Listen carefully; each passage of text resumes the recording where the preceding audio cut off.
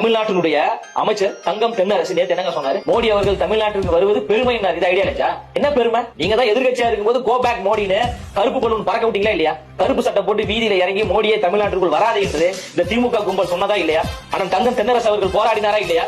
கருப்பு சட்டை போட்டு போராடினாரா இல்லையா? இப்ப திடீர்னு எப்படி உங்களுக்கு மோடி அவர்கள் தமிழ்நாட்டுக்கு வருவது பெருமை? எந்த பெருமை? ஒரு ஆளும் அரசு, அவங்களும் ஆளும் அரசு ஒரு மியூச்சுவல் ரெஸ்பெக்ட். பெருமை என்ன பெருமை மட்டும் சொல்லுங்க. மோடி அவர்கள் தமிழ்நாட்டுக்கு வருவது பெருமை சொல்லியிருக்காங்க.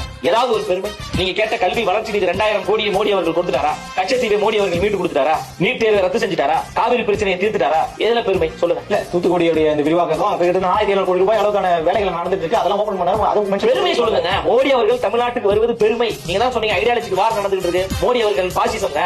அவர் சர்வாதிகார ஆட்சி நடத்தி கொண்டிருக்காங்க.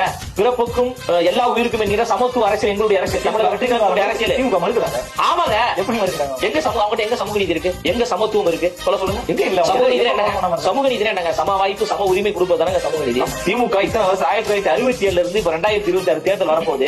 சமூக நீதினா ஒரு பட்டியல் சமுதாயத்தை சார்ந்தவரை பொது தொகுதியில் நிறுத்திய வரலாறு திமுக இருக்கா? சொல்லுங்க. ஏதாவது ஒண்ணு இருக்காங்க? கிடையாது. இப்ப எங்க சமூக நீதி இருக்கு? சமத்துவன்றீங்க. சரி, உங்களுடைய சமத்துவத்துக்கே நான் வரேன். கம்யூனிஸ்டுகளுடைய உழைப்பு இல்லாமல், காங்கிரஸ் கட்சியினுடைய உழைப்பு இல்லாமல், விடுதலை சிறுத்தை கட்சியினுடைய உழைப்பு இல்லாமல், மதிமுகவினுடைய உழைப்பு இல்லாமல், இஸ்லாமிய தோழர்களுடைய உழைப்பு இல்லாமல் 2021 திமுக ஆட்சி வந்துச்சா? சரி, சமத்துவம் தானே. சமத்துவத்திற்காக உருவான கட்சி திமுக.